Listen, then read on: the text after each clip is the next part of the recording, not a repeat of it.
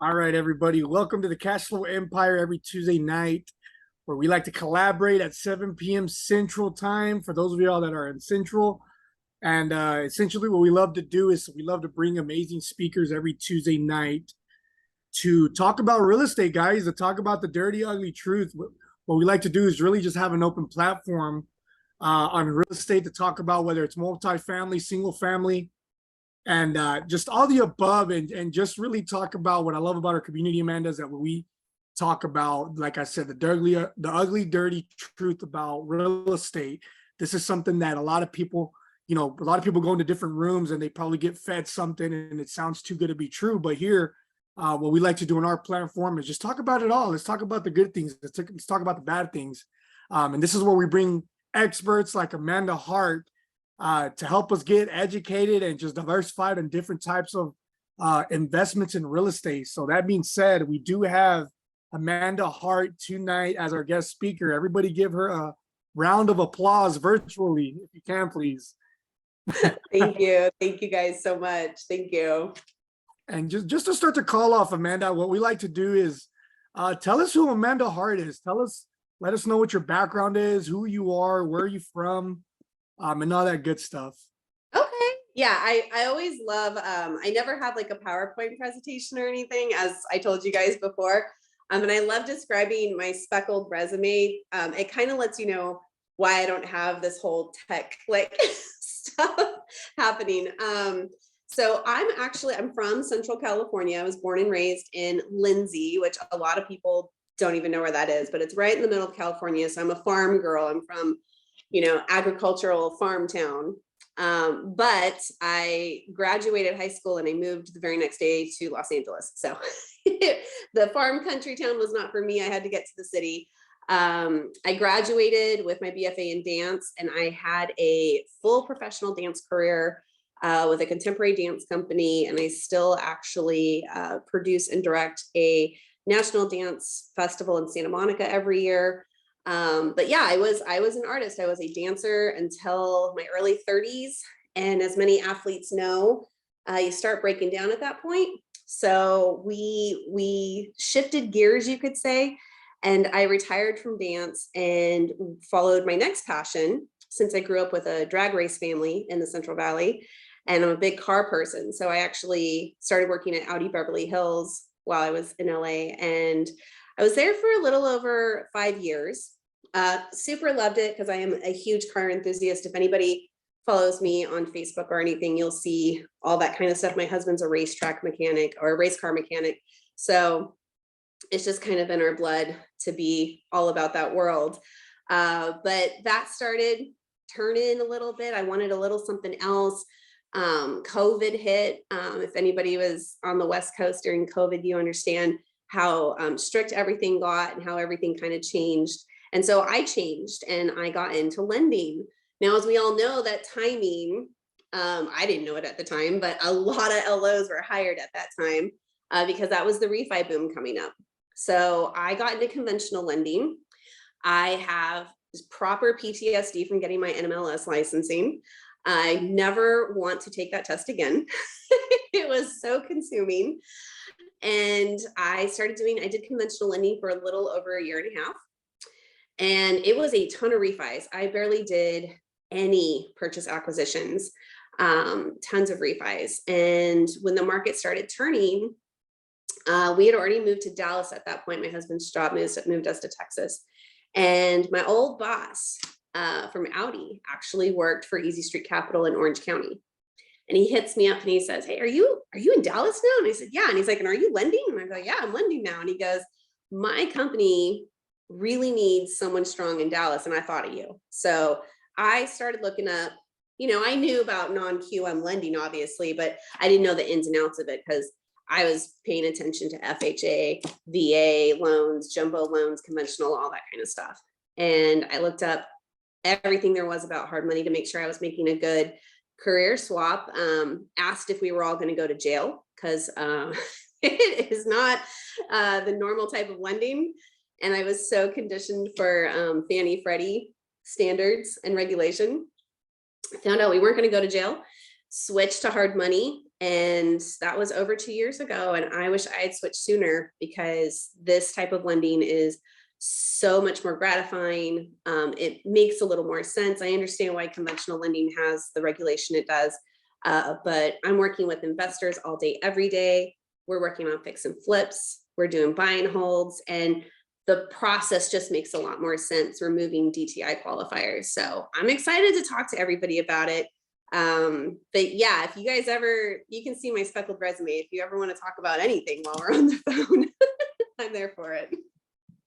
Well, thanks for the introduction, Amanda. This was amazing because your story, it's super, I guess it's very, very unique, right? Because I mean, a lot of people coming from a corporate background or doing business, you come from a background, right? So it's completely different and it's a big turn, I believe, right? So can you tell us a little bit more about that, right? What makes you have that jump and switch? I mean, obviously you said that you're retiring if you're an artist, but then was it hard for you? Was it easy? Well, it was actually really easy. And this is why, I mean, and this is why I like real estate so much. My cat might say hi. Yep, there we go. Hi. This is why I like real estate, because there's a lot of people cut from the same cloth, regardless of your background. I often joke that we're all kind of like a type A OCD type of person where we just grind and grind and grind. And throughout all my career shifts, that's been the thread that's pulled everything. So even though I danced, most of my dance stuff was production and direction. So I was in charge of scheduling, in charge of choreography, in charge of production, and working with the theaters and every little thing, promotion, all that kind of stuff. Then I move into automotive, and in any type of sales situation, you are your own boss to a very large extent, and you're only going to be as successful for what you put out. That's what you're going to get back in. And I was one of their top salespeople for 5 years, and Audi Beverly Hills is the #1 Audi dealership in the nation for over 10 years. So I was very successful with that. I was coined the Audi Queen. It was a lot of fun. Then I moved into lending, and I got even more freedom. I love my boss here because he's like, hey, just get the job done. And that's what I do. So I have a home office. I travel a lot for work. I'm in Portland, Salt Lake City, North Carolina, Columbus. I'm all over the place. And it's just really nice because I have to stay busy or I'll die. So, so that's the underlining thread here, is just being active, getting it done. I'm sure, I mean, you could tell I get all the emails answered within 30 minutes. I answer texts within 30 minutes. I have the calls going. So I'm just so on top of it. And that works really well for this industry. That is amazing. I mean, this is very interesting because a lot of people are trying to get into real estate and it's like, where do I start? Right. So from your point of view, you're like, okay, I have a lot of transferable skill sets from your past careers, and now you can bring into real estate. This is very, very amazing. Yeah, a lot of people, I talk to people all day, every day, especially since Easy Street Capital, we do work with first-time investors. You don't have to have a track record. And so I'm talking to people all day who they want to get into this. They want to leave their 9 to 5. They want to be their own boss, or they're doing a couple of them on the side of also teaching, or being, I have a lot of cops who do that. I'm like, I don't know how a cop could have time to do this and flip houses, but you know, they're tag teaming these careers because they eventually want to stop the one and go real estate full time and have the workload of more than one investment property or buy and hold being rented out at a time. So it really is, you know, a jack of all trades. Anyone can do this as long as you have the drive and the support from your community. That's awesome. My bad, Jimmy. Where you going? Yeah, Sergio. No, that's actually amazing. I think you touched home not only with myself, but I think everybody in this room right now that's in here. I think that obviously we eventually are here to learn about real estate, to eventually leave the 9 to 5, and while doing that, you know, help out a lot of other people in the process. Because not only, I mean, when you fix and flip, it's not like, we're making money, but at the end of the day, you're providing high quality houses for people and affordable housing for people to live in. So essentially, you're being an asset to the community, and I think it's awesome that you're able to work with different kind of backgrounds. Like you said, there's a police officer that comes in that's trying to find this different type of incomes, and while doing that, you're providing affordable housing. That being said, I'm sure we have a lot of people in this room right now that just have different backgrounds of careers, and just to kind of verify or just kind of elaborate a little more, what are the different types of people that you see come in and that, as a loan officer that you see that are trying to get these type of lendings or funding for, the flips the fix and flip it, properties? Yeah, I mean, honestly, it's everyone. I haven't found a common thread or like, oh, a lot of people who work at Starbucks are trying to do this. I haven't seen that per se, but like I said, I've got a lot of cops and firefighters. I've got teachers. I have actually GCs. Like I have people who they've been getting hired out to do everyone else's flips, and now they want to get a cut of that too. And of course, they're equipped for that because they're general contractors. So they want to start getting their own, docs set up, their own loans, and working for themselves on that on the side too. So I mean, it's everybody. I mean, heck, even me. I mean, my first investment property was a condo in Encino.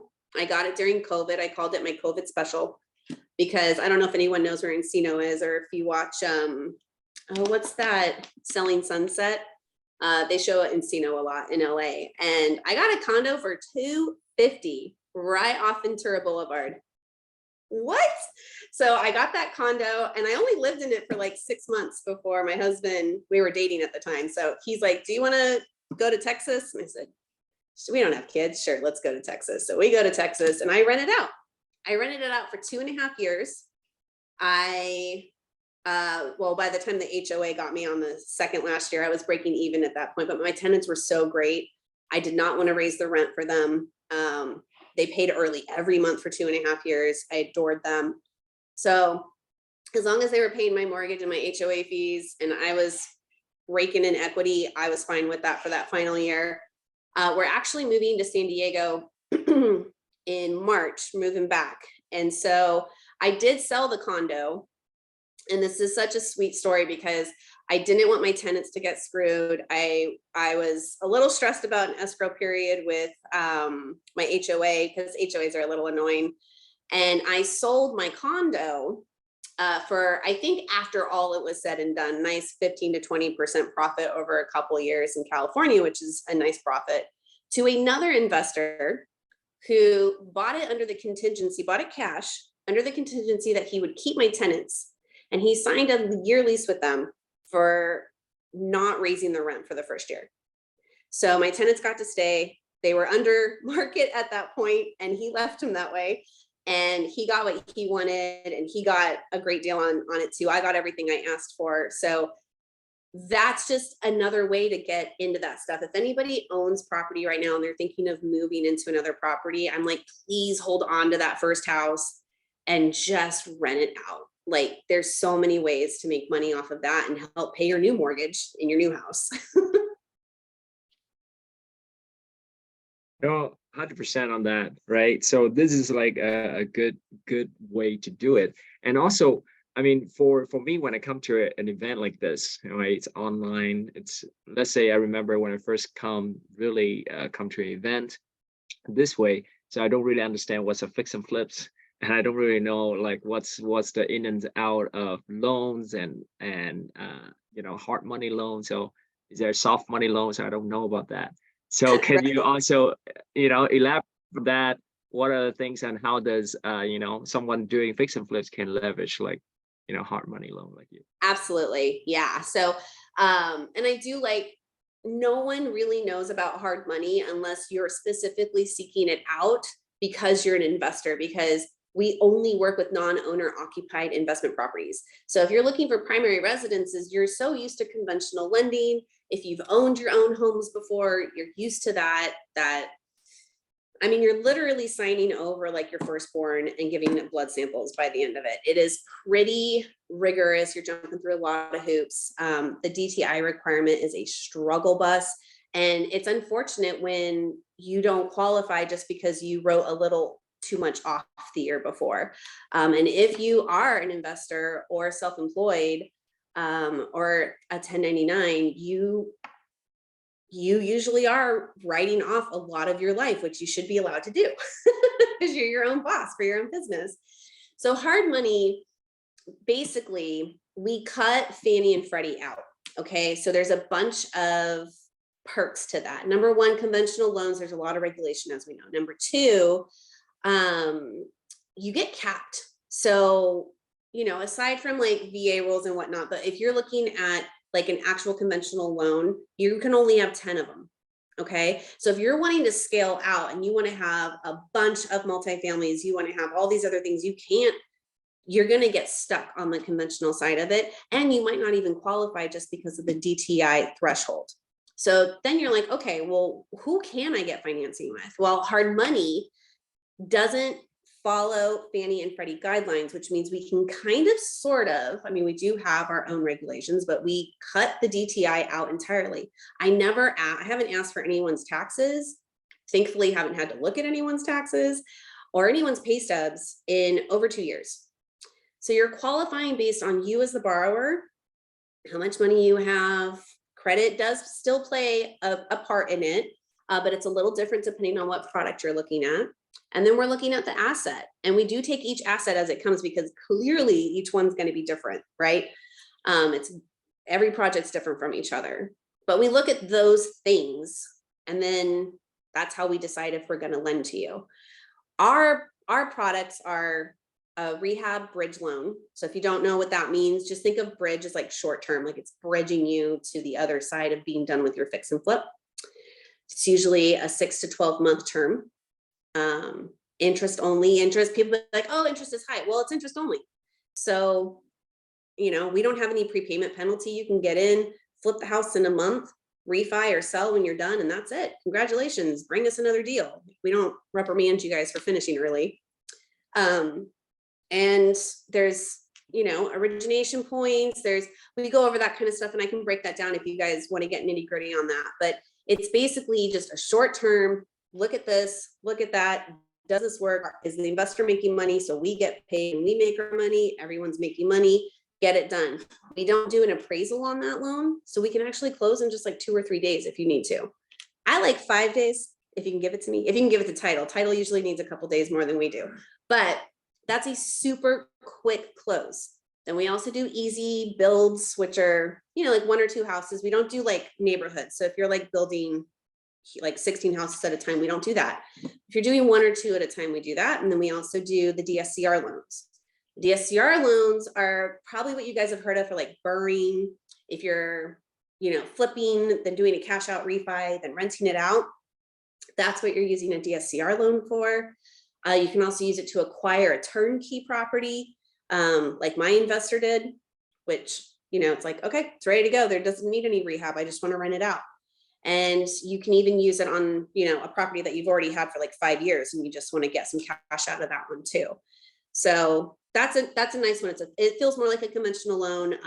It's a 30-year product. You have an escrowed mortgage payment with taxes and insurance rolled in. It's a market reliant rate.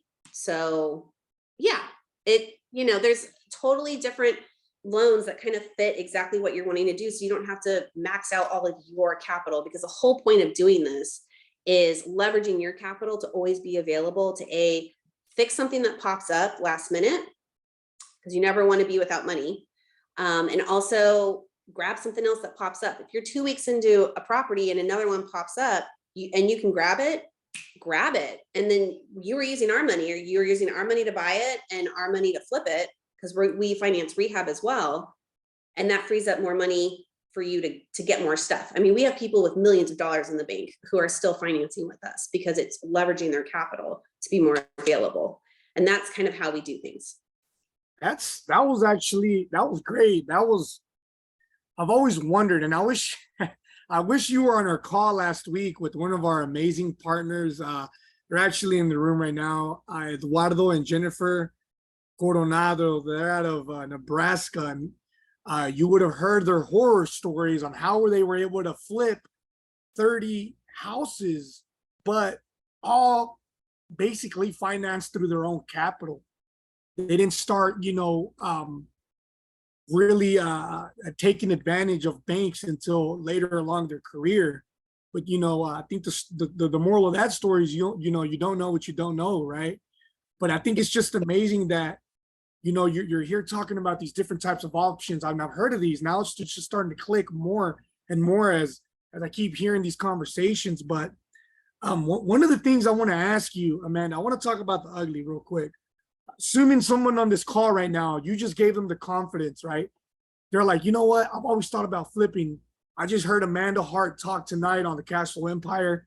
She's gave me the confidence. I'm going to call her. Yoshi's put in her information. I'm going to give her a call because I've been looking at deals. Let's just say they qualify, they pass it all, and they get approved and they get lending for a flip. What is the absolute worst that can happen? Assuming they get it approved and they begin their process of the flip, what is the worst that can happen where something like this can backfire on them?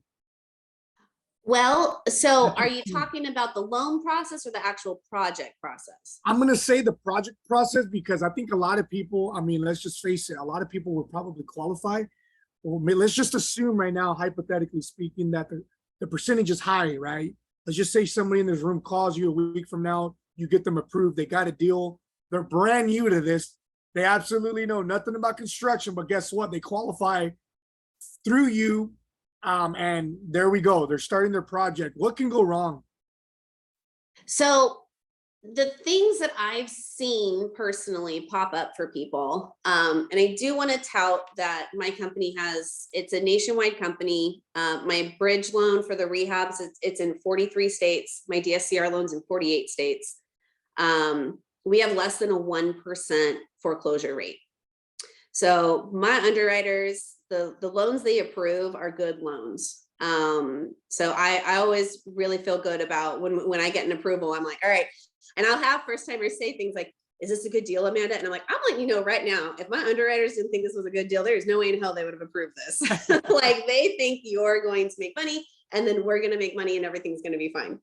So, but things still happen. The worst case scenarios, because I am also a realist and I always remind people, I'm like, hey, I'm not trying to like turn you off of doing this, but just be ready. I'm a worst case scenario type person. I've had people not communicate. So obviously in a rehab loan, once you guys get closed out, I'm still here for you. I don't just fall off the face of the earth. And I actually do guide you towards like, hey, if you need a payoff when you're done, if you need to start getting your draws going. But one horror story was the borrower went off script, because you do turn in a scope of work with us. We want to see what you're doing, how much it's going to cost you, what you think's going on. And he went off his scope of work. He totally demoed the whole house down to the foundation. Holy crap. Like he took the whole asset and just kapooted it. And he turned in a draw request with pictures, as you do, showing a house not there. And our draws department was like, where's our asset that we have a lien on? And he was like, oh, I just decided to just start over. And we were like, you have 72 hours to pay us back. So don't do that. And he was able to pay us off and it was fine. But going off script, totally taking a left-hand turn. And then my draws department saying, we're not going to give you money for that because that's so far off of what you gave us from what we approved for your financing. So make sure that when you're turning in your scope of work, it's as close to what you think you're going to be doing as possible. To that point, also, shit can happen. Sometimes you open a wall and the pipe, you have to repipe your whole house now. I mean, we're in Dallas. We know foundation's a huge issue. Sometimes you're just trying to close so fast, you don't get that inspection. And now you have to do a $15,000 foundation job. And then once you get into the foundation, now your pipes broke because that fireplace was really heavy. So now you got to like repipe your whole house. And those are very expensive things. If they're not on your scope of work, sometimes there can be made room for things like that. But at the end of the day, you know, and we do make sure people have more money than cash to close. We always want to see more money as your proof of funds before closing for this exact reason. But sometimes it can go off, you know, south, and that just eats up all your profit, you know? So that is the worst case scenario, technically, is not making any money, or losing a little bit of money. I'd say that every investor that I've ever talked to who has more than a dozen under their belt has lost money on at least one deal, because it happens. The market shifts, that neighborhood shifts. Something came out of left field and zapped all the profit because they had to fix it. The silver lining in those instances is that they did the job right. They sold it to somebody, and they sold a good house to somebody. And then they moved on, you know? So what else is there? I mean, I think that's pretty much the ugliest thing, is if you lose money. So yeah, that's why we want to see more than when you close. No, that's good to talk about these things, just because I think you said when you gave that guy a 72-hour notice to pay you back. Let's just say, you know, he's a young guy, and this is all he had, but he decided to make that stupid mistake. Let's just say he's like, hey, I can't pay you back in 72 hours. Is this where y'all kind of take possession of the property, or how does that work? Yeah. So, well, first of all, that was like a really rare instance that like never happens. It was like, whoa. I don't think it'll ever happen ever again. And at the end of the day, like I always tell people, if you have questions, just ask, you know, like I'm not the draws department, but if you're like, hey, Amanda, I'm thinking about this, or I think I want to change my plan and do this, I'm like, well, let's get on the phone with the draws department and see what that means. Like, let's just talk things out before you make decisions, always. That easily could have been avoided. I'm glad he was able to pay it off. But if he wasn't, okay, so, and I've never had to call a loan due like that, just so you guys know. I know that can happen with like private lenders and stuff, especially over these last 18 months. We don't do that. We're actually really known for great extensions if you need to extend terms. But it is a full recourse loan. A lot of people have entities, a lot of people have their LLCs that they're putting these loans under, but even if you're putting the loan under the LLC, the person or a person out of the group of people in the LLC, or a couple people, whoever wants to sign for the loan is self-guaranteeing the loan.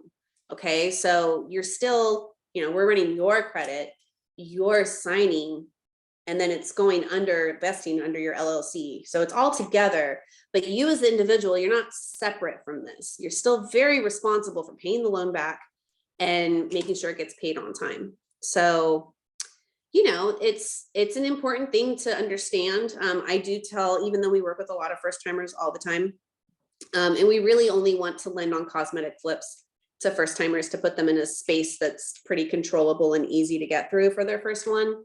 But partnering up isn't a bad idea. Partnering up on your first one is really beneficial and can kind of set you up to then take on your second, third, and the future ones a little more advantageously. It'll set you up a little bit more for success. So Amanda, I mean, this is very interesting story that you're sharing. This is very valuable. So when you're actually evaluating for a loan to somebody, right? Do you actually, I mean, looks like you take a look at the deal and also the person experience as well coming to this. So it's not like somebody just have no idea what they're doing and they come to you. Then you're guided. Yeah, so I can kind of touch on what we look at, like the phone, like a type of intro phone call that I would have with somebody. I want to make sure that when I talk to people, like in this instance or one-on-one, that we're all learning something, so that when I let you guys go after this, you definitely remember that my product is the best and that you want to circle back to me when you have something, but that you also bring me something that's a no-brainer, you know, so that you are looking for the right type of property for your type of expertise, whether you have experience or not, and that you bring it to me and it's like, okay, we got everything we need because you were totally on that Zoom with me, and now this is an easy yes, and we can just get you closed and get you going, instead of you just, you know, assuming and being wrong and going in this cycle. You know, it's better to just cut to it and know exactly what we're looking for. So like I said, two things. One, and this is in reference to the rehab loan. So that's because the DSCR loan is very popular, but they're two very separate loans. So I'm just talking about the rehab loan right now. We're going to look at the person first, and I'm looking at your credit score and your liquidity. Okay. On the rehab loan, I have a credit floor of 620. Okay. Now, if you have 650 or higher credit, I'm not asking questions. If you get closer to 620, I might want to know why it's a little low. What happened there? Have we made progressive moves towards making sure it's going to get higher? But if you have a 650 credit score or an 850 credit score, you're still going to get pretty much the same rate with me, especially right now, since we haven't gone over our highest rate from 18 months ago. It's 10.9, but like I lost my 8.9, my 9.9 is slowly creeping back in. But it's not like a conventional loan or like the DSCR loan where every 20 points of a FICO score, your pricing's changing. It's not like that. So that's kind of nice. At the same time, since I'm cutting Fannie and Freddie out and not using their regulation, my loans are a lot higher risk for me to lend on because I don't have mommy and daddy bailing me out if you skip off to Cancun for the rest of the trip and just leave me with this cruddy house in Alabama or something. You know, we don't want the house, okay? We want you to succeed. So we're picky about that. When we're looking at how much capital you have, we're basically wanting you to obviously be able to handle your cash to close and then also have a padding. We need to make sure, hey, do they've got like their month's worth of interest payments over there? Do they have a little extra to handle any flubs that come up? So when people are asking how much that is, you know, if you have a down payment average of anywhere from 10, 15, 20%, depending on risk liability, that usually means if you have 25% of total cost in reserves, you're going to be good to go. You're going to have enough. Okay. So when I say total cost, basically trying to figure that out, you're going to take the purchase price of the home you're looking at, and you're going to add it with the rehab you think you need. And that's your total cost. So if the house is 200 and you're going to put 50 into it, your total cost is 250. And if you've got 25% of that 250 somewhere between all of your accounts, retirement, Roth, 401k, crypto, HELOCs, checking, savings, LLC accounts, your personal account, anything like that, you're going to be good to go as the person. Okay. And that includes if you're using like a gap funder or you have a partner bringing in some cash too, like as long as all of that's coming to at least 25%, you're going to be good. And then we look at the asset, and that basically means you have to find something first, but we're going to look at, hey, was there any flooding? On my Florida investors, is there any flood damage on my fire damage on my California investors? Is it across the street from a graveyard? Is it right next to a gas station? Is it aligned with a 5-lane highway? How close is it to water? All those types of things. My people even look at the sale history. We've gotten a couple things where it's like, hey, this sold for 60 grand 2 months ago and you're buying it for 120. And my buyer didn't even know that. He's like, well, hold up. I need to go back to the drawing table. So we even find stuff like that where we're like, hey, we just want to make sure that you know this, so you're not getting in over your head or being duped. So we look at all those things, and if it lines up, then we're good to go. It actually only takes us less than 24 hours to look at all of that and make a decision. And if you get an approval, I get an underwritten term sheet immediately, and we're ready to go. As long as you didn't misrepresent yourself in the application. I've had that a couple times. If you're a 462 credit score and you put 700, please don't do that. As long as you don't misrepresent yourself, we can close in just a couple days because we already got the approval and we're ready to go. This is amazing. I think I'm learning a lot. It's finally, like I said, it's finally starting to click, and a lot of people here. But guys, and if you're wondering in the audience, we do always talk about bringing value to the community.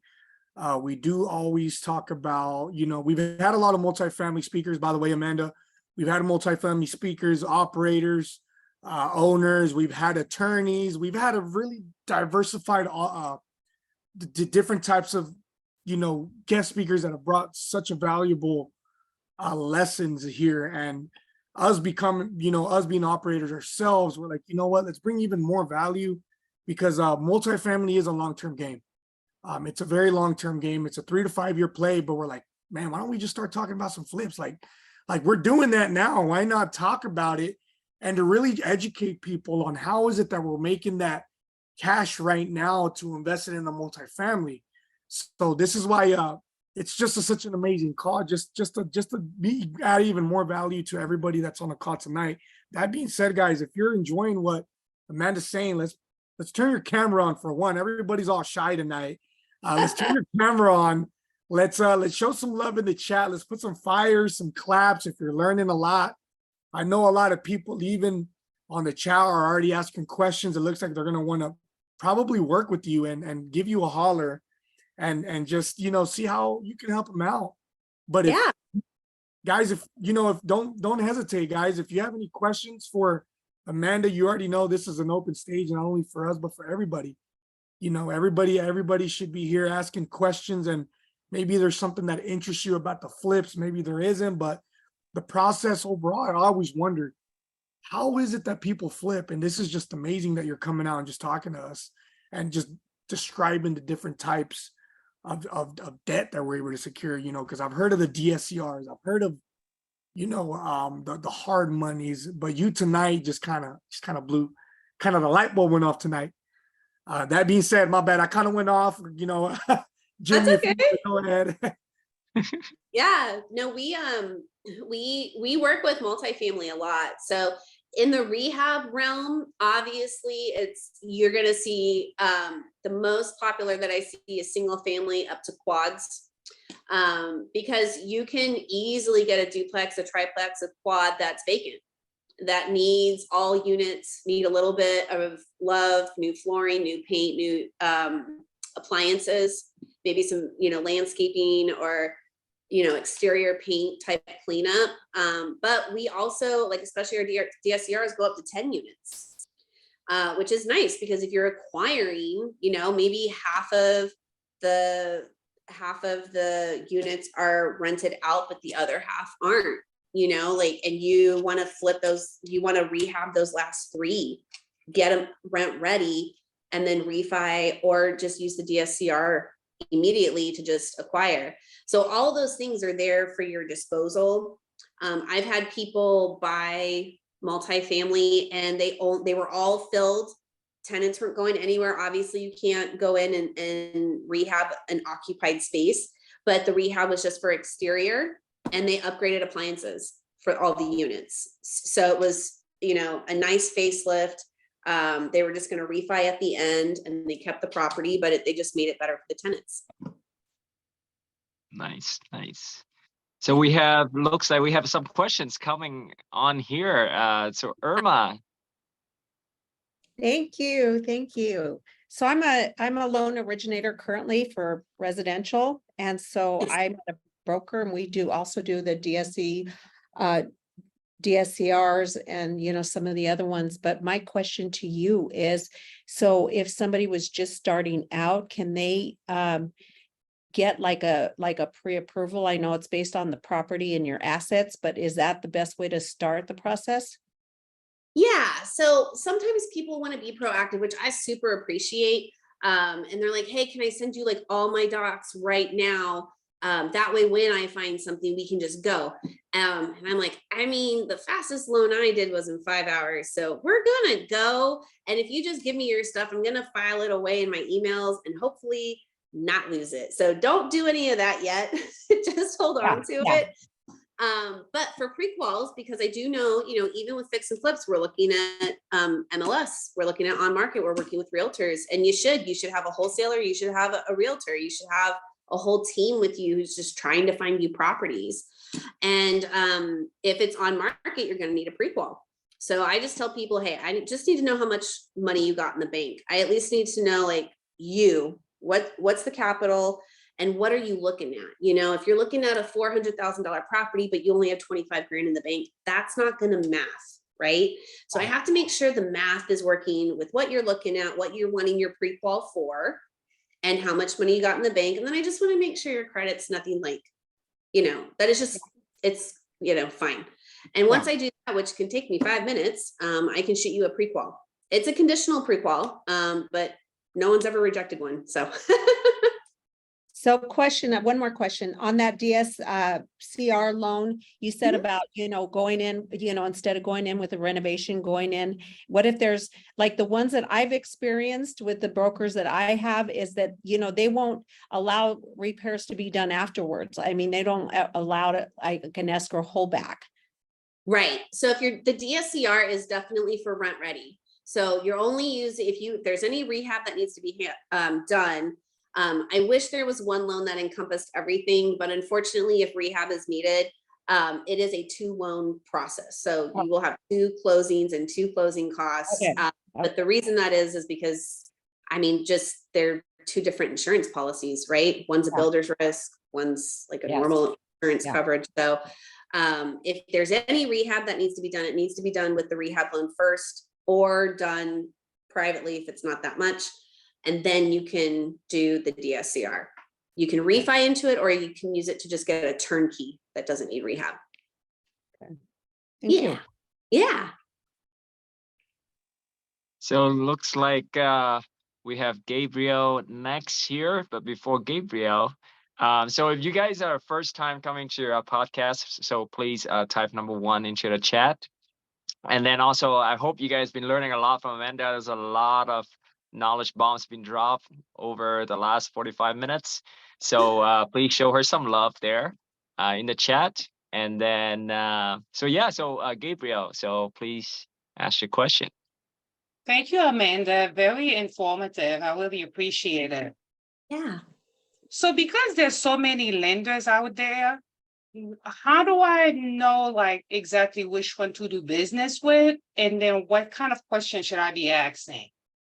That's really good because unfortunately still there's a lot of scams out there. And as you know, you should never send, when you get your like title emails, it's like always make sure you verify the title company before you send the wire. Don't wire. I mean, I think we've all heard at least one horror story where someone wired their closing costs to someone who wasn't titled and they didn't find out until later, and they're just like totally out of tens of thousands of dollars, and you don't want that to be you. So when it comes to hard money, honestly, over the last 18 months, a lot of hard money lenders folded. They folded or they had to put people on ice because their capital partners, hard money is kind of like the redheaded stepchild of lending. They were too nervous. They wanted to scale back. They wanted to just wait until the market cooled down, this, that, and the other, and it got a little predictable. We were one of the only few lenders who never stopped lending and we never ran out of money. I think the best way to find a lender is to go off of personal actual reference. Someone who worked with someone and they had a wonderful experience. And then you go online and look at reviews. If you guys go online right now and look at Easy Street Capital, you're going to see tons of positive reviews. The repeat business here is insane. People really love us. I make the joke that we have like the most unsexy compliments. We're predictable. No surprises. We just close when we say we're going to close. It's not sexy, but we're predictable. And when it comes to money, you want to be predictable. You want what happened to be what happens. We don't need a second shoe dropping. We don't need appraisals coming back in before closing and changing your terms. So why bother with the appraisal? We don't even do the appraisal. And you need to look at closing costs. We have origination points. Every hard money lender will. Ours for a direct lender, I'm not a brokerage, are very competitive, 2 to 3 points. And then I only have one other fee, which is a doc fee of $14.95. That's it. No lawyer fee, no BPO appraisal fee, no credit check fees. That saves you another 2 to 3 grand in closing costs. So when you look at like, how much is it going to cost me? Are they competitive? What's their reputation? Do I know anyone who's used them and can give me a personal reference? Those things are basically going to set you up to success because it takes the guesswork out of it. You know what I mean? It puts you in a more comfortable place to move forward. And then also just having a loan officer, like I hate to say it, but this is still a sales job. So I talk to some loan officers where I'm just like, gosh, you sound like a used car salesman, man. This is brutal. And you want someone who's personable. If you ask a question, you don't want someone to act like you're frustrating. Who would want that? You're allowed to ask questions. So ask all the questions that you want and then go off the vibe. you know? So are you vibing with this person? Do you trust this person to be there after you close? Are they a resource for you? Do they have opinions for you? Do they break it down? Do you feel secure in what you're walking into? Because I mean, humans, we have little alarms, you know, and if something doesn't feel right, if you're not gelling right with the conversation, then you're allowed to find someone else, you know? Thank you. Yeah. That was great. That was great questions, by the way, everybody. I appreciate you coming up and just having some courage to come up here and ask some questions. And I think one of my questions for you, Amanda, like I said, you're probably getting a lot of people's gears going right now, like, huh, maybe I can do this. What advice do you have for a first timer that's gonna go out there and just be like, you know what, let me take that step forward. Let me take that action to call Amanda to see how we can work together. What advice do you give a first timer on their first flip when it comes down to the lending and when it comes down to the flipping in general, based on what you've seen in your experience? Yeah. So, I mean, obviously, I always cross that bridge about capital. You know, I touch on credit. I just want to make sure that they're kind of set up. And if they're not, if they're like, hey, I went through a divorce last year and my credit's like 590 or whatever the case may be. I mean, we did just get through COVID. You know, sometimes we take a hit, you know, and honestly, if you're an investor who's doing a ton of work, your credit kind of goes up and down based on credit usage, how many loans you're applying for, like all that kind of stuff, right? So we just kind of talk about that. I've had some people, especially with the DSCR, they're just like 3 points away from getting into the better pricing bucket. And I'll go through their credit cards with them. I don't ask for their credit cards, but I say, hey, do you know the 30% rule? Like, do you have anything that you can pay down to 30, like 29% of the balance? And then next month your credit's going to shoot up. And then that's when we should pull the trigger on this DSCR. So just like little extra steps like that on preparing people to kind of be in a place, if they have time to get ready and don't need to close in 72 hours, to be ready in the best place for them to pull the trigger. The asset is super, super important. You could be a really, really strong borrower, but if we do not feel, first of all, if we're not seeing comp support, we're not going to approve the loan, because we need you to be in a healthy market. And the comps that we're looking at, and this is something that everyone should take note of, is recently solds. Okay, so not pending, not just listed. We don't care about that. Recent solds within the last 6 months, within a mile of the subject property, not crossing any major roadways. So staying in that same neighborhood. Okay. If you're 10 blocks from the ocean, don't comp out to waterfront. You know, you're 10 blocks from the ocean, so you got to comp out appropriately.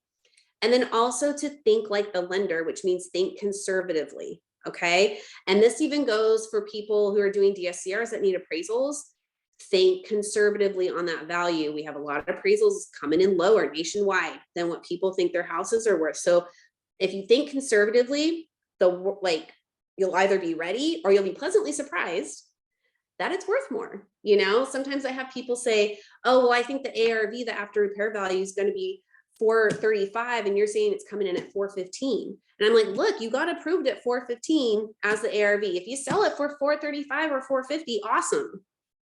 But we're always going to be a little more conservative because we're the actual person lending the money.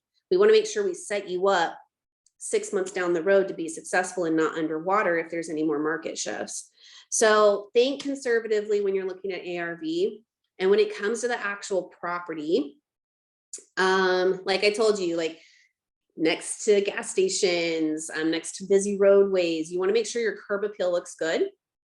And if you're a first timer, you want it to be mainly cosmetic.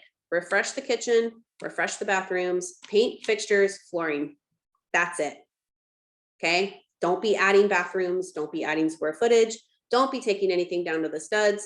If we see things like roof, foundation, plumbing, electric, HVAC, those are like 10 grand bits, right? Those are at least like 10 G's. Those are heavy hitting things that we don't want to see a first timer taking on. Obviously, we know, because I have people say, oh, well, I'm hiring a professional. And I always make the joke, well, we hope you are. Of course you are, but you're guaranteeing our loan, not the contractor. So we need to make sure that you're set up for a nice, smooth ride as a first timer. Then when you come back for your second one, maybe you want to, finish out a basement Okay. All right. Now the third one. Oh, maybe we do, it's a big house and it's only a 2-3 and you want to make it a 3-4. Okay, well, maybe we can talk about that because you've already paid us off for 2 loans and you made a nice gradual progression up into that. Or you want to do that right away, but you don't have experience, then you need to partner up with someone who has the experience, and that person needs to go on the loan with you or under your LLC with you for signing. So I hope that I didn't talk too fast. But that was great. I think it's just super important. As you can see, guys, it's not. I mean, if it was easy, everybody would do it. I'm not saying it's impossible, but you do have to have some sort of experience. And just the amazing thing is obviously we are doing some of these flips with the combined experience of doing over 300 in the Dallas-Fort Worth area. So the importance of having your team laid out, ready to go, your contractors that are reliable, for one, super, super, super important. You can have a lot of contractors that can let you down. If you don't buy out the project correctly under budget, and budget material costs right now, inflation's crazy. And I'm telling you, because I'm a contractor myself, so I know how expensive material is. And it's crazy. I remember 2 years ago when COVID hit, a sheet of plywood was freaking like $85. It was crazy. We're like, wait, what? It went from like $15.99. And everything was back ordered. People got pushed out months on their projects because things got ordered. So all the home builders, I don't know how they did it. No, but it's true. So when it comes to your contractors, guys, really, those are really important referrals too. Going off of people who refer someone that they trust because they had a good experience with them, that's huge. It's a lot easier to go in to business with somebody if you trust them based off that referral rather than just nothing. And I think you nailed it. You said something at the very end. To your point, you said partner up with somebody that has experience. There's nothing wrong with that, guys. There's nothing wrong with partnering up with people that know exactly how to get these processes done. And then you get in a sense to get your hand held while you're going through the process. And eventually kind of, when you release the bird into the wild and you fly one day, but when you're talking thousands of dollars, when you're talking credit score on the line, when you're talking, a lot of just investing of time and money, and it could be a dangerous game if you don't know what you're doing. But that's why it's important to, just partner with people, guys. Partner up. And I think I really love when you said that. And I just wanted to kind of reflect a little bit on that. And I don't know if you have anything else to say on that, Amanda, but if you don't. I do. I think so. When you guys start looking at this, especially if you have a full-time 9-to-5 situation, time is money, and time will never not be money in this business. Okay. So when you're looking at, because this is the only holdup I get on partnerships, people go, I don't want to lose all my profit. I don't want to split my profits. And I'm like, okay, well, if you're a first timer and you can make 30 grand on this project, after it's all said and done, you're looking at making 30 grand, and you think it's going to take 3 to 4 months. Okay. And it ends up taking you 7 months. And that means you had to get an extension, which we do, but it will cost you a little bit of money, just a little bit. So that gets stacked on top. Plus your time got pulled out, right? So you could have been done in 3 to 4 months, but now you doubled down your time because it was just you and you got overwhelmed, or things got pushed, or some of that first timer inexperience creeped in a little bit. You could have had your second one done by now, right? So if you're worried about, instead of making 30, making 15, if you make 15 in 6 months on 2 projects, it would have been the same, if not more than if you had done it by yourself. You know what I mean? So don't get too hung up on like splitting profit with someone when that person is going to keep you on track with their experience, and they're going to feed you into making more money faster.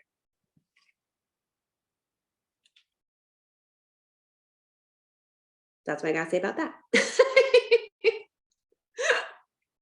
No, that was awesome, Amanda. I'm glad that we have this talk. I mean, a lot of people are actually looking forward to hear right? This much of details. And I know a lot of you guys are pretty much very excited and fired up right now about Fix and Flips and also the hard money. I think you're ready to partner up with somebody to do it. But also before, I hand it to Helen for her question. On the, be ready, because on October 25th, we're gonna have somebody that very, very successful, or 24th. So one of our podcasts, we invited a very, very successful speaker on Fix and Flips. So he has done over 300 flips for the last 20 years, and he's doing 10 flips a month currently. So you guys gonna learn from a very, very highly expert person. Obviously, I don't want to take away from Amanda for today, but that's something that we're looking for. That's why we have all of these speakers, amazing speaker like Amanda, to help us to continue to grow in the real estate career, right? So with that, we have Helen. Helen, do you want to have your question? Yeah. Thank you, Jimmy. And thank you so much, Amanda, for taking the time to share all your knowledge with us. I just Yeah. have a quick question, because what Sergio said and you said is true. Like, if you partner up with someone, even though you may be, like you said, you might have 15, but 15 in 6 months, it will be the equal as you doing everything, and then you will lose the opportunity to get all the knowledge. But at the same time, how a person can find those investors that they can partner up? Because if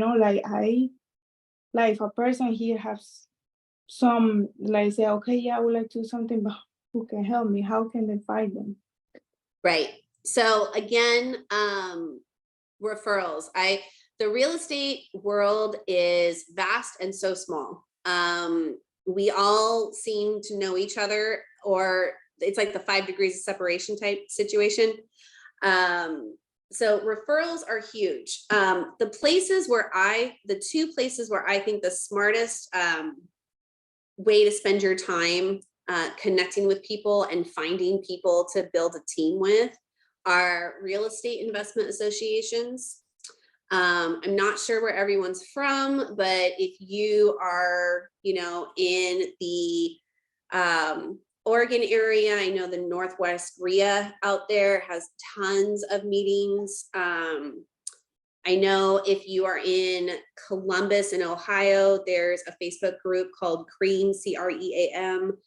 Huge. People get on there and help each other all the time. Facebook groups in general for real estate are extremely useful. It is a free platform and everyone's talking all the time.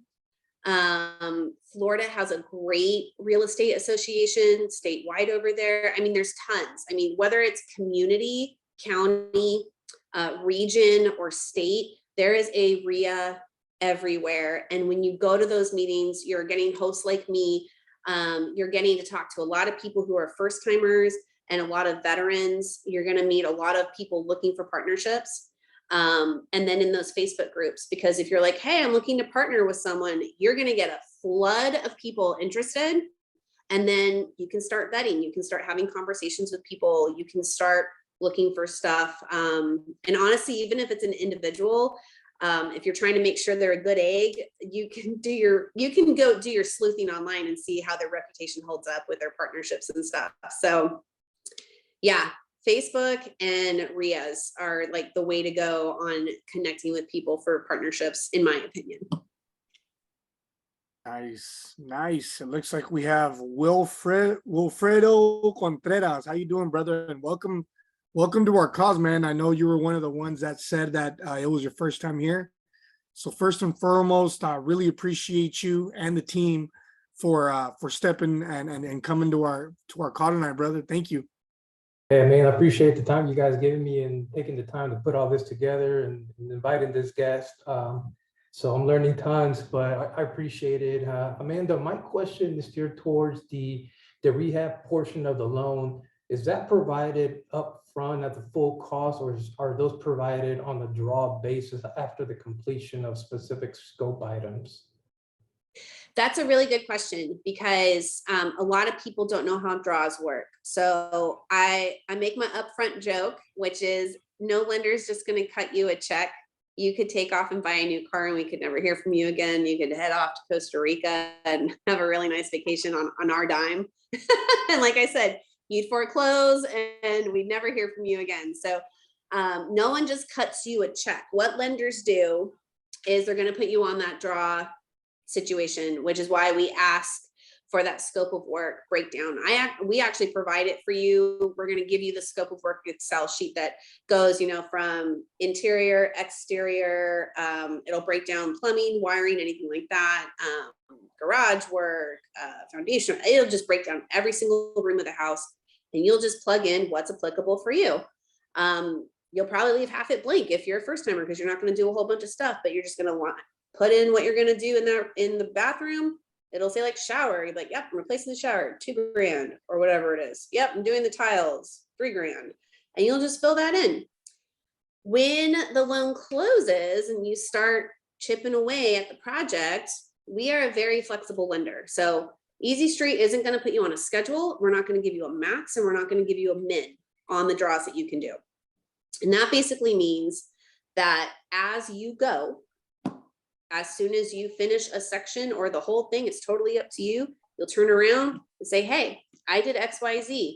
Here's my receipts. Here's some pictures of the finished product to show that like I did this, and then we'll wire you the funds. We use, because some lenders can take up to 3 weeks to get you your money, which is not helpful at all to your contractors or you, and it's very stressful. We use an app, and you actually upload everything into the app, and we get you your money in 1 to 2 days. So we are very fast at getting you your money, and you can do it how you want. So the average way people do it is they do 2 to 3 draws. Every lender, obviously, if you're making someone work for you, there will be a fee. Our fee is $2.95 a draw. So you want to be conscious of the draw fee. You want to clump them together. You don't want to do one every week. Okay. But say you get the kitchen done and half the bathroom. You're gonna be like, all right, here's the kitchen, here's the bathroom, here's the GC invoices, here's my receipts. Maybe you did some of it yourself, this, that, the other, and you're gonna send pictures in. They're gonna line that up. And if you only did half the bathroom, they're not gonna give you the money for the full bathroom that was allocated on your scope of work. They're gonna only give you like half of it, most likely. And you can get that done. Some people have enough capital, they'll do the whole shebang and then just do one big one at the end.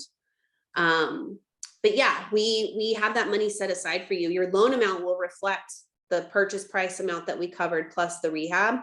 And then we hold it back for you, obviously, because your seller needs the purchase price. And even if you don't use all of it, say we're holding 50K and you only use 45, that 5K doesn't go anywhere. It's going to get put back to your payoff. So it gets deducted. I tell people to think of draws as reimbursements. So I call them reimbursement draws. So my customers, my clients get used to the fact that they are fronting the money and then they're being reimbursed for it, because we need to see that it went somewhere for the project. Thank you for that. And just to clarify, do you guys provide 100% of the rehab costs, or is it just a percentage? So we do, so like, for example, like an average loan. So you're not a first timer, or maybe you are a first timer, but you're not like someone who's doing 10 a month. The average is an 85% cost coverage. Okay. For us as a lender, we're doing 85. Now, if you came to me and you said, Amanda, I really love your loan, but like, I really am trying to get 100% financing, I'd say, okay, well, it's going to math out down to 85%. So if that's the case, let's see, in a sense, not so that it skews your project, but maybe we can fluff a little bit and give you a little padding so that it maths out to you getting closer or to that 100% financing. There's always ways to work with that. We do allow a 5% contingency on the scope of work as well, for what ifs, so there's always ways to work with that. Even if it doesn't say 100% financing for the rehab, we can work with that. Okay, great. Thank you. Yeah. What a great question, Wilfredo, man. That was good. And just really quick, guys, if you love this car and you just loved it, the fix and flip vehicle for creating that quick cash flow growth and wealth, put some fires in the chat. I think it's amazing that we were able to learn about the different diversifications of investing into real estate. And while we're getting this chat fired up, I want to see everybody, please. Let's put some fires in the chat to show Amanda some love and just our appreciation for her tonight.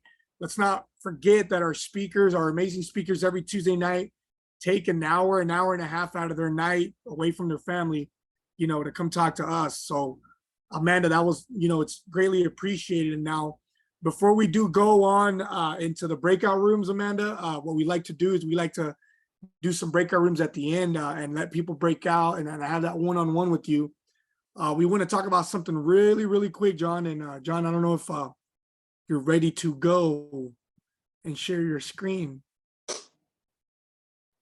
Awkward. Just go ahead, man. Let's start talking about ConnectCon. Well, I just look. I just missed it right now. Go ahead, man. Yeah. So ConnectCon, guys, we've been talking about this for weeks now. We've been talking about our event that we're hosting November 11th and 12th.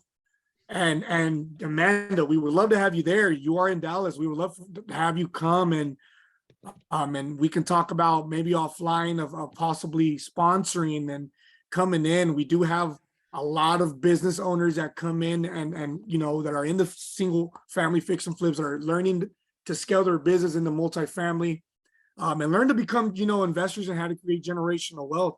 We do have, these tickets for sale, guys. And the important thing, guys, I want to just I want to get a little personal about this. I want to get extremely personal about this. These events, guys, an event like this changed my life forever. The very first event, if you're new to the game, the very first event that I attended, my first conference, where I didn't even know how to buy a plane ticket. I didn't even know how to book a hotel. I had to call a friend and help me do all this.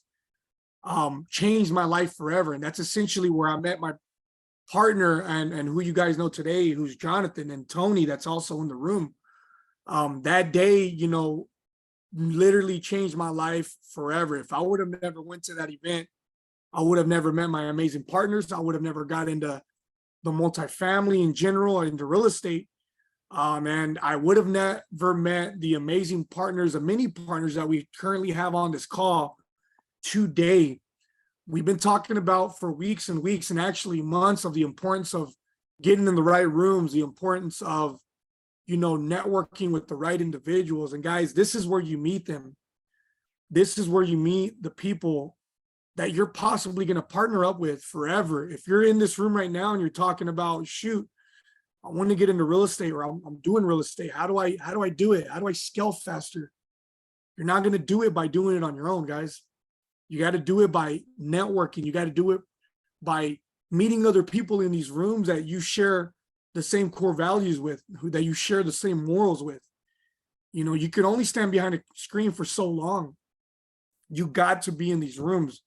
Now, we have a lot of amazing speakers on here, as you can see on the list, but we also have more that are going to be there that I cannot disclose, but and you'll see later, but that they're going to be amazing. When you hear about it, you're going to be like, I should have bought my ticket freaking 2 months ago. So, guys, here's your opportunity to come and join us, not only to continue to build that relationship that we have, but to go meet other individuals that you can partner up with in the future. We always talk about growing, right? We talk about wanting to buy these assets. Well, you're not going to do it behind a screen. You got to get there physically. And if you're in Dallas, I want to see everybody there. And if you're not in Dallas, I want to see everybody buy a ticket tonight and make a commitment to yourself that you are serious about making a difference, that you are serious about growing, that you're serious about learning what you've been learning on these calls every Tuesday and taking action. So that was I went off a little bit. I'm very passionate about this because I'm just dead serious, guys. I'm not bullshitting you. These types of events changed my life. And after that, it was over with. I spent what I had to spend to get in these rooms. So if you have any questions, please reach out. Yoshi's been posting the link to buy a ticket this weekend. I'm sorry, for that weekend. She's been putting the link to buy it in the chat. Click on the chat right now, guys, these next couple minutes that we have before we go into the breakout rooms, and we'll see you there. If you have any questions, I'm not going to promise you that they'll be the same price as we get closer to the event, but get it while you can right now and secure your spot, because I guarantee you after we blast this last speaker, it's going to start flooding. It's going to start flooding and we might be overoccupied. So I do not promise that we have enough seats. We do have a limited seat only. So, Jonathan, if I miss anything, please jump in. And if anybody else on the team that's here, part of the MIA team, please speak up. And I hope to see you there, Amanda. Yeah, that's awesome. I love to see that.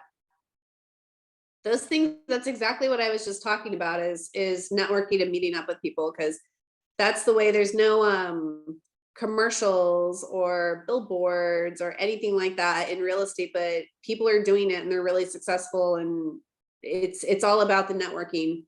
It's a self-moving running machine because of that, you know. For sure, for sure. Just before we do turn it over into the breakout rooms really quick and stop the recording, we do want to shout out really quick Tony, Luis, Catalan, Mark. They just purchased tickets, so huge shout out to you guys. We're looking forward to continue to collaborate and to build a relationship. You know, and yeah, guys, don't sleep on it. It truly is. It's going to be an amazing experience, and we look forward to connecting with every single body. And if you have any questions after the call, feel free to reach out to me, Yoshi, Jonathan, Melissa, anybody on the Cashflow Empire team to help you guide you through the process. So that being said, Amanda, before we end this recording, we do want to give you a huge shout out and thank you so much for bringing so much value tonight. I know everybody's going to start calling you and hopefully be working with you here in the near future, just because, you know, it's a solid opportunity and you are a solid asset to these type of teams that people want to create to take down these fix and flips. So thank you so much. Thank you. You guys are so welcome.